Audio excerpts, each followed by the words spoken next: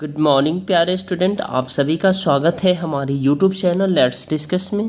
प्यारे स्टूडेंट, आज हम पढ़ने और समझने वाले हैं क्लास 10th का विषय सामाजिक विज्ञान। वर्कशीट नंबर हमारा 2 होगा और यह वर्कशीट हमारा 8 जुलाई 2021 के लिए होगा।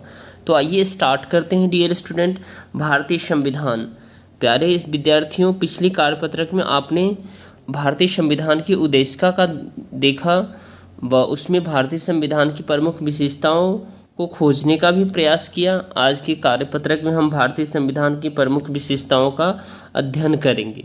तो चलिए डियर स्टूडेंट, भारतीय संविधान की प्रमुख विशेषताओं का हम क्या करेंगे, अध्ययन करेंगे एक एक करके। ठीक है, तो सबसे पहले भारतीय संविधान की जो विशेषता है, ठीक है, जो कैरेक्टरिस्टिक्स है इंडियन कॉन्स्टिट्यूशंस का, वो हमें देखना है डियर स्टूडेंट। तो हमारा जो संविधान है वो संघवाद है। संघवाद यानी जो है ना, एक से अधिक स्तर पर सरकार होती है, जैसे राज्य केंद्र स्तर पर होती है, ठीक है, उसके बाद राज्य स्तर पर होती है और फिर स्थानीय स्तर पर होती है। ठीक है, तो ये 3 स्तर पे सरकार पाई जाती है, जिसे हम संघवाद कहते हैं। संघ यानी तीनों स्तर की सरकार एक दूसरे से क्या होते हैं, जुड़े होते हैं। Right, I hope dear student आपको समझ में आ रहा है। अब देखिए, उसके बाद हमारी जो संसदीय प्रणाली है भारत में कैसे है, भारतीय संविधान और हमारे संविधान की ये विशेषता है जो हमारा यहाँ संसदीय प्रणाली है।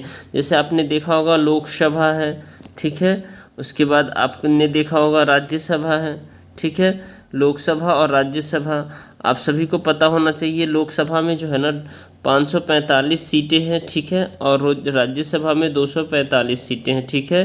545 में से जो है ना डियर स्टूडेंट 543 जो है ना सीटें जो है ना जब जो आप देते हैं सांसद का जो एग्जाम, वो क्या कहते हैं, बोर्ड देते हैं ना, तब जाकर के ये चुन करके आते हैं। ठीक है, यानी एमपी होते हैं, मेंबर ऑफ पार्लियामेंट, और ये एमएलए होते हैं यानी विधायक होते हैं।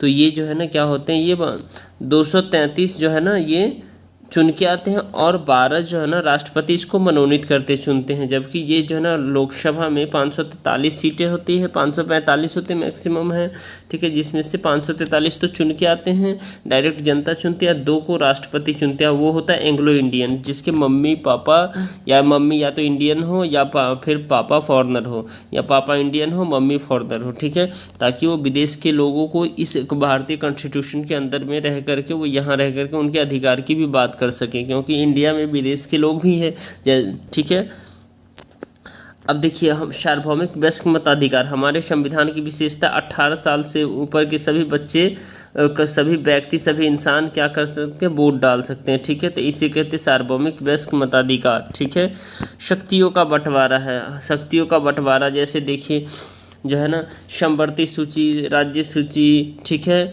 उसके बाद केंद्रीय सूची, ठीक है, तो ये सारे सूची का जो बंटवारा है, जैसे जो है ना, तो शक्तियों का बंटवारा राज्य का है, ठीक है, केंद्र का है। तो इस समय हमें जो है ना डियर स्टूडेंट केंद्र की बंटवारा होती है, राज्य का और राज्य स्टेट स्थानीय स्तर का, तो ये सब क्या है, शक्तियों का बंटवारा है। ठीक है, जैसे शक्तियों का बंटवारा में जैसे विधायिका है, ठीक है, विधायिका, कार्यपालिका में है, उसके बाद न्यायपालिका है। आप सभी को ये सब पता है डियर स्टूडेंट, ठीक है। तो पहला विधायिका, कार्यपालिका और न्यायपालिका, इस सब में क्या है, ये विभाजित है। ठीक है, तो ये शक्तियों का इस प्रकार से बंटवारा है। मौलिक अधिकार है, मौलिक अधिकार हमारे 6 है, स्वतंत्रता का अधिकार, समानता का अधिकार, शोषण के विरुद्ध अधिकार, ठीक है, शिक्षा का अधिकार, तो ये सारे मौलिक अधिकार के अंतर्गत आते हैं। धर्मनिरपेक्षता यानी राज्यों का कोई धर्म नहीं है, तो ये हमारे संविधान में हमें अधिकार मिले हैं। तो धर्मनिरपेक्षता, ठीक है, राज्य का कोई धर्म नहीं होता है। अब हम देखेंगे डियर स्टूडेंट संघवाद का अर्थ क्या होता है। शासन की ऐसी व्यवस्था जहां शासन 2 या 2 से अधिक स्तर पर बांटा जा सकता हो, तो क्या भारत में ऐसा है, तो यस है, इसका भी हम आंसर देंगे अभी। संसदीय प्रशासन प्रणाली, शासन की ऐसी प्रणाली जहां संसद को प्रमुखता प्राप्त हो, जनता अपने सांसदों का चुनाव करती हो व सांसद अपने प्रमुख राष्ट्रपति प्रधानमंत्री का चुनाव करती हो। तो क्या यह संसदीय प्रणाली है भारत में? अपने उत्तर के तर्क में दीजिए, तो इसका भी आंसर बताएंगे अभी। ठीक है, उसके बाद है सार्वभौमिक वयस्क मताधिकार, ऐसी व्यवस्था जहां एक निश्चित आयु को प्राप्त करने के उपरांत सभी नागरिकों को मत देने एवं उसके अपने शासक का चुनाव करने की आज़ादी होती है। तो क्या भारत में सार्वभौमिक वयस्क मताधिकार है? तो उसकी एज कितनी है? तो 18 वर्ष है। ठीक है डियर स्टूडेंट, 18 ईयर के जो भी व्यक्ति हो जाते हैं उनको वोट देने का अधिकार है। राइट नाउ शक्तियों का बंटवारा आप संविधान द्वारा जो है ना शक्तियों का बंटवारा है हुआ है। ठीक है, जिससे सत्ता केंद्र के मध्य टकराव को कम किया जा सकता है, यानी कि केंद्र और राज्य के बीच में जो टकराव है उसको कम किया जा सकता है। ठीक है, तो क्या यह भारत में संविधान द्वारा शक्तियों का बंटवारा किया गया है? यदि हाँ तो इन शक्तियों का बंटवारा किस प्रकार किया गया, चलिए इसको भी बताएंगे अभी। ठीक है, उसके बाद आपका मौलिक अधिकार। प्रत्येक देश का संविधान अपने नागरिकों को सम्मान से एवं गरिमामयी जीवन जीने के लिए कुछ अधिकार प्रदान करते हैं, जिन्हें मौलिक अधिकार कहते हैं। तो मौलिक अधिकार भारत में कितने हैं उन सबको बताना, तो ये भी बताएंगे। ठीक है, उसका धर्मनिरपेक्षता। धर्मनिरपेक्षता का मतलब होता है शासन की ऐसी प्रणाली जहां राज्य का अपना कोई धर्म नहीं होता है। राज्य अपने नागरिकों के मध्य धर्म के आधार पर कोई भेदभाव नहीं करता है, उसके सभी नागरिकों को किसी भी धर्म को मानने की आज़ादी होती है। पता लगाइए कि क्या भारत में धर्मनिरपेक्षता का पालन किया जाता है? अपने उत्तर की पुष्टि कीजिए। तो चलिए आंसर देखते हैं डियर स्टूडेंट इस सभी का। ठीक है, तो संघवाद शासन की ऐसी प्रणाली जहां शासन दो या दो से अधिक स्तर पर बटा होता हो। पता लगाइए क्या भारत में संघवाद है? अपने उत्तर के पक्ष में तर्क दीजिए। तो पहली बात तो आप इसमें ये लिखेंगे डियर स्टूडेंट, भारत में संघवाद है। ठीक है, इसमें लिखेंगे है, भारत में संघवाद है। और संघवाद होता क्या है? संघवाद शब्द की उत्पत्ति लैटिन शब्द के फोएडस से हुआ है, जिसका अर्थ एक प्रकार का समझौता या अनुबंध होता है। ठीक है, समझौता। जैसे कि वास्तव में महासंघ दो तरह की सरकार के बीच सत्ता साझा करने और उसके संबंध क्षेत्रों को नियंत्रित करने हेतु एक समझौता होता है। अब देखिए, जैसे इस आधार पर कहा जा सकता है कि संघवाद सरकार का वह रूप है जिसमें देश के भीतर सरकार के कम से कम दो स्तर मौजूद हो, पहला केंद्रीय स्तर पर और दूसरा स्थानीय स्तर पर। ठीक है, इसके बाद आप भारत की इस स्थिति में संघवाद को स्थानीय, केंद्रीय और राज्य सरकारों के मध्य अधिकारों के वितरण के रूप में परिभाषित किया जाता है। ठीक है, तो ये भारत में संघवाद है।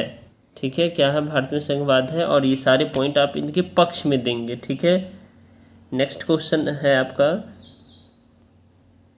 संसदीय शासन प्रणाली शासन की ऐसी प्रणाली जहां संसद को प्रमुखता प्राप्त होता है। जनता अपने सांसदों का चुनाव करती है, वह सांसद अपने प्रमुख राष्ट्रपति, उपराष्ट्रपति, राष्ट्रपति, प्रधानमंत्री का चुनाव करते हैं। पता लगाइए क्या भारत में संसदीय प्रणाली है?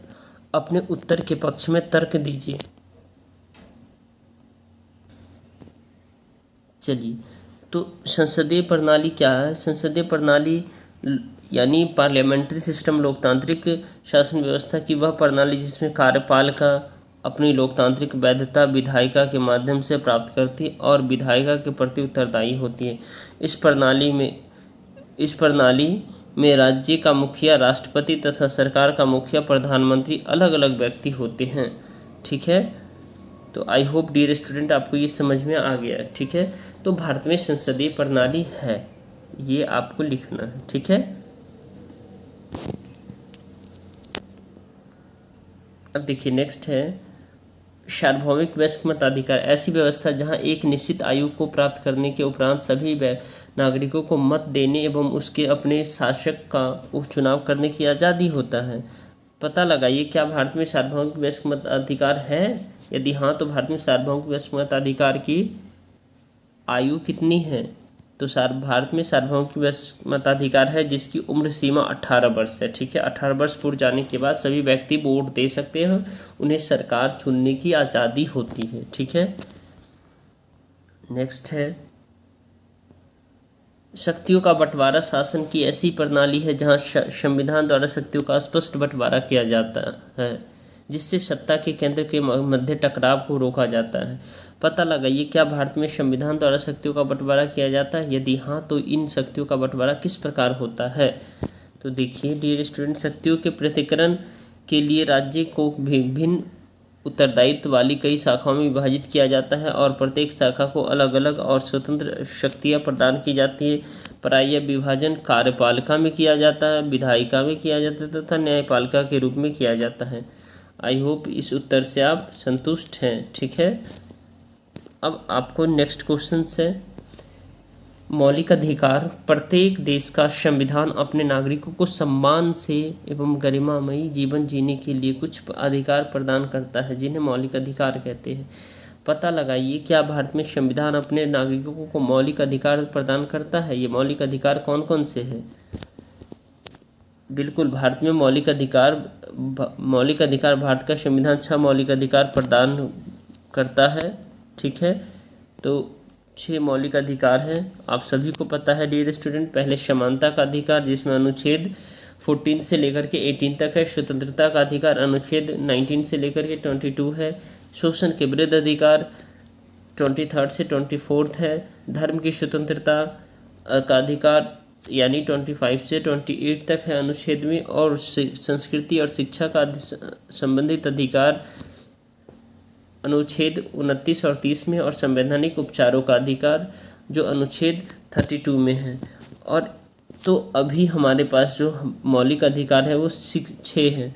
पहले 7 थे जो है ना, वो संपत्ति के अधिकार को जो है ना डियर स्टूडेंट, उसको हटा दिया गया है। ठीक है, संपत्ति के अधिकार उसको क्या किया गया, हटा दिया गया है हमारे संविधान से। क्यों? उसको 300A में जो आर्टिकल है उसमें ऐड कर दिया गया है। ठीक है, तो हटाया गया है लेकिन उसको कहीं रखा गया, तो हमारे संविधान में ही है वो 300A में। तो अभी हमारे पास कुल जो मौलिक अधिकार है वो 6 हैं, पहले 7 था। अब लास्ट क्वेश्चन है डियर स्टूडेंट, अगर आपको ये वीडियो पसंद आ रहा था, इस वीडियो को लाइक कर सकते हैं, अपने दोस्तों के साथ शेयर कर सकते हैं और हमारे चैनल को सब्सक्राइब कर सकते हैं, ताकि आपको लेटेस्ट नोटिफिकेशन मिलता रहे। और कमेंट करके ज़रूर बताइए आपको वर्कशीट कैसा लगा। धर्मनिरपेक्षता शासन की ऐसी प्रणाली जहां राज्य का अपना कोई धर्म नहीं होता, राज्य अपने नागरिकों के मध्य धर्म के आधार पर कोई भेदभाव नहीं करता है, उसके सभी नागरिकों को किसी भी धर्म को मानने की आज़ादी होती है। बिल्कुल ये अच्छी बात है। पता लगाइए, क्या भारत में धर्मनिरपेक्षता का पालन किया जाता है? अपने उत्तर के पक्ष में तर्क दीजिए। हाँ, धर्मनिरपेक्षता, तो भारत में राज्यों का कोई धर्म नहीं होता, बिल्कुल पालन किया जाता है। यहाँ लिखिएगा, पालन किया जाता है। ठीक है, धर्मनिरपेक्षता पालन किया जाता है। सभी धर्मों को सम्मान दिया जाता है। संविधान हमें यह सुनिश्चित करता है कि कोई भी इंसान किसी भी धर्म को अपना सकता है। ठीक है, चलिए, तो अगर आपको अपने दोस्तों के साथ शेयर कर दीजिए। ठीक है डियर स्टूडेंट, और लाइक करके ज़रूर जाइएगा। ठीक है, चलिए, बाय बाय, टेक केयर।